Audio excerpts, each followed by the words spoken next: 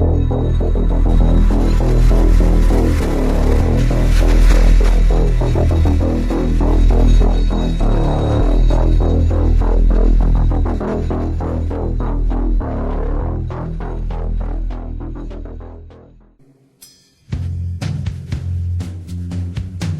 name is Nassim Sabs. Let me ask you a question. Has anything ever happened to you that you couldn't explain? That made you feel sort of foolish when you tried to tell somebody about it? Well, if it has, you have plenty of company, as you'll soon see. 2008 was when I figured out that these chemtrails were not airplanes but something else. Wow, okay, so you figured it out like 3 years before I figured it out. I figured it out in 2011. I didn't even know about it until then.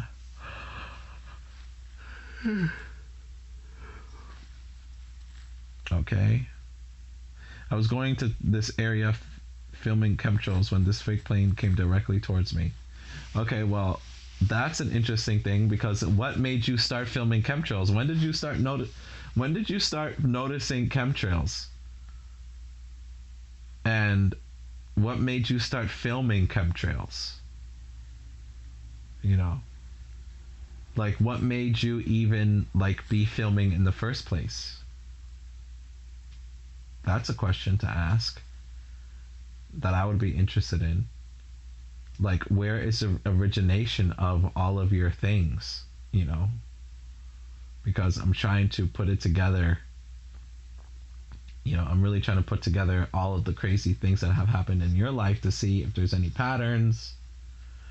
And also, it'll be helpful in unlocking any memory. If you have a hidden memory, really putting your life in order helps to unlock hidden memories, and it helps to see if there's any weird gaps. So I don't know if you've written down more of your life in order, just like the year and then the event, and then hit enter and then type in the year and then the event, and just go like that, line by line, and look to see if there's any gaps. So that's interesting. So my question would be, what made you notice chemtrails, and what made you start filming them? And why were you into film to begin with? Those are my questions. I was going to this area filming chemtrails when this fake plane came directly towards me. Still have that video. It almost looked like the plane was almost bent. Okay, so right, so these devils, for whatever reason. Okay, first I want to say devils are lazy. The devil, the main devil, Satan, okay, he's lazy and he doesn't like to do work. And all the fallen angels are also lazy as well, and they don't like to do work. So they don't bother trying to make their fake plane shape be perfect. They don't give a crap about that. Like, they just will try to make it as good as, you know, they just try and make it passable, basically. And they don't even need to make it passable. And I put that video of the freaking one that literally lost its wing. Like, it literally lost the wing. And it was just like, and nobody gives a shit. Like, nobody gives a fucking shit that this shit is fucking fake plane fucking bullshit. Like, nobody fucking gives a fucking crap. It's like, oh, I don't care if there's this shape-shifting fucking thing in the sky. You know, it's only when the thing comes onto the ground and then it comes into everybody's house, then everybody starts to care, right? Until it comes into until everything comes on the ground and the government can't hide it, okay? Because it's everywhere. Until these things are all across the world, all on the ground, and everybody can see it, and it's on the news, then suddenly, oh, look at these aliens that just came out of nowhere. It's like, no, you fucking idiot. The aliens were there for a gajillion years already. But because it wasn't on the news, because they control the news, you didn't even fucking know it. You know? So I put that video of the one losing its wing. that you filmed, I posted your link from the YouTube video on your link to my website, so it goes to your video, and it's right there. You know, and I said like fake planes are demonic, you know, and satanic. Chemtrails. Anything else, Morgan? Well, what about your idea of where this fits in on the scale of importance? Because he certainly has his plate full, and there won't be any shortage. Well, here's the deal. I don't want to get into talking to Trump on the phones. It doesn't happen that often. The thing is, a lot of them listen. People listen. Let's just put it to you that way. So we don't need to even talk to him to get into that. But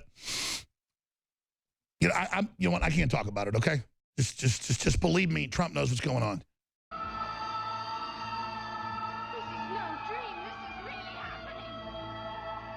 And, you know, just the way the ancient Greeks saw stars in the sky and managed to see whole constellations, and, you know, people see a few dots and they draw a correlation in their mind that, you know, isn't any more there than the constellations are in the sky. I can take to the bank that there's no such thing as chemtrails, that they're not putting anything out there in the sky out of the ordinary, just burning fuel and flying people around. You know, there's a lot more jet travel now than there was a few decades ago, and so people are seeing a lot more contrails, and people are imagining these contrails are some secret geoengineering program, but, you know, it's just ordinary jets flying around. There isn't any validity to claim that the government's up there trying to poison the air or control the weather by the use of jets flying around. No, there's no truth to that at all.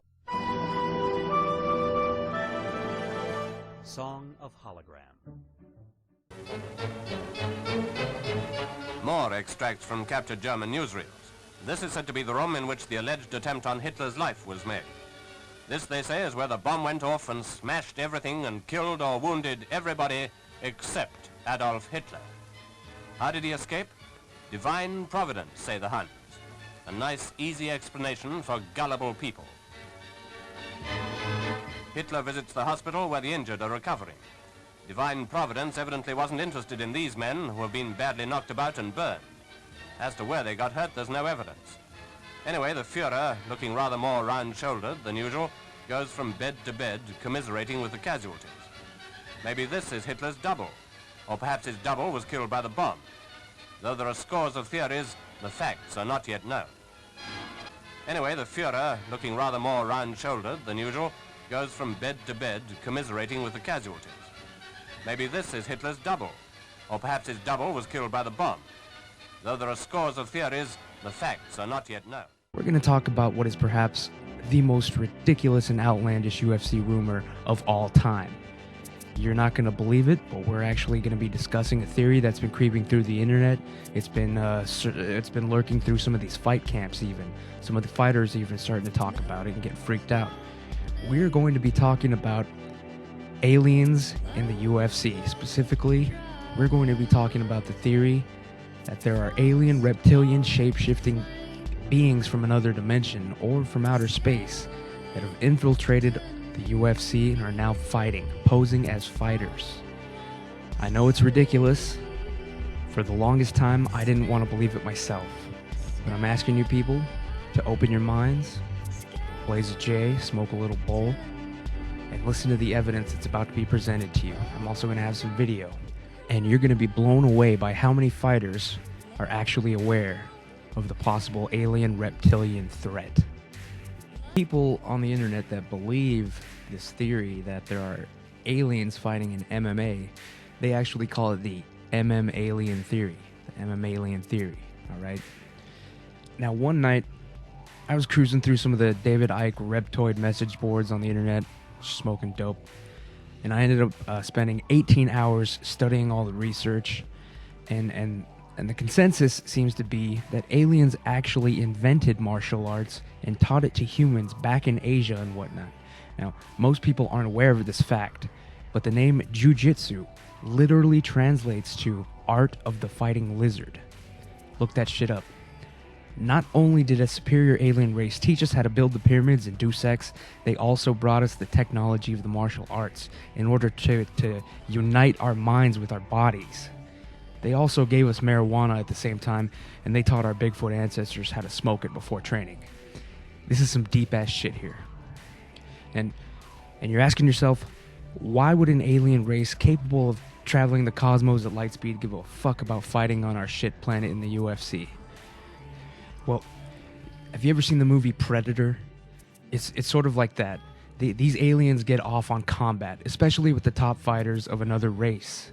It's a well-known fact that aliens love to start trouble and fuck people up. And Earth has some great fighters, and I guess the word on the Milky Way has gotten out. You understand me? But according to the experts on reptilians, here's how it works. Basically, there's a large martial arts tournament that's been going on for thousands of years throughout our universe. And the prelims, they already took place on other planets like Nibiru and LV-426. The finals are now taking place on Earth at the UFC. And all the major reptilian fighters, they've already worked their way and infiltrated our society, without us even fucking knowing about it.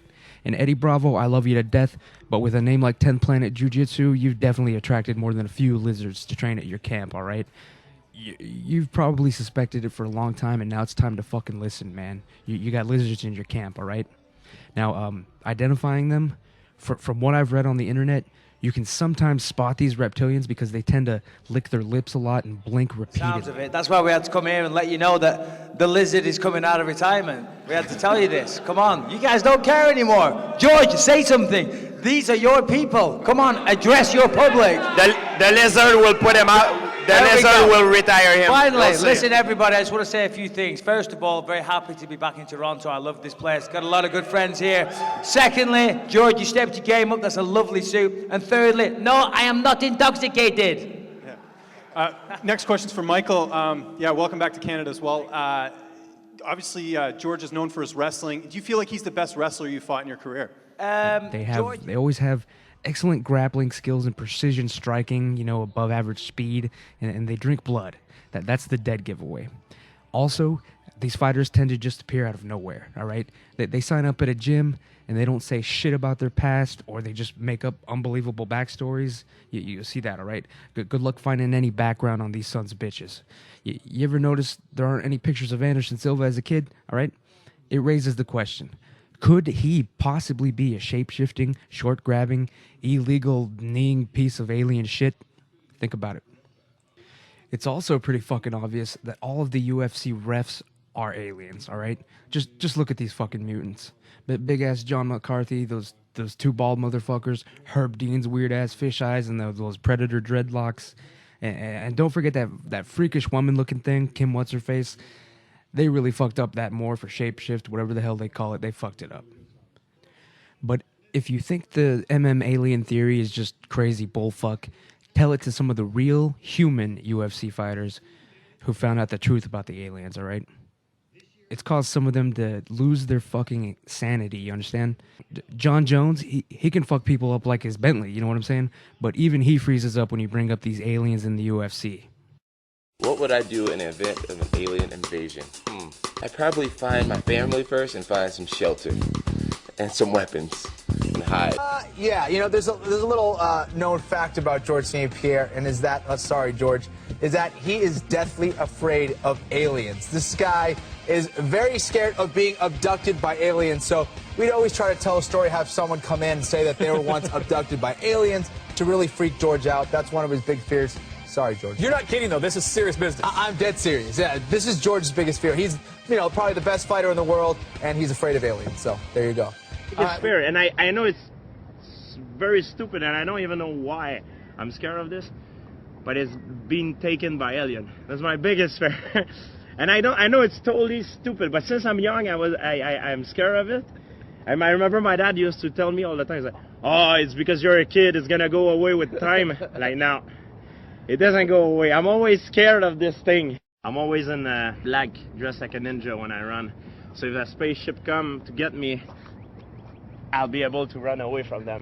Let me just level with the people listening out there, watching out there, and tell you that I, for one, tend to believe in the alien theory because I believe that I've fucking sparred with one before. The lizard is coming out of retirement. We had to tell you this. Come on. You guys don't care anymore. George, say something. Come on, address your public. The lizard will put him out. The lizard will retire him.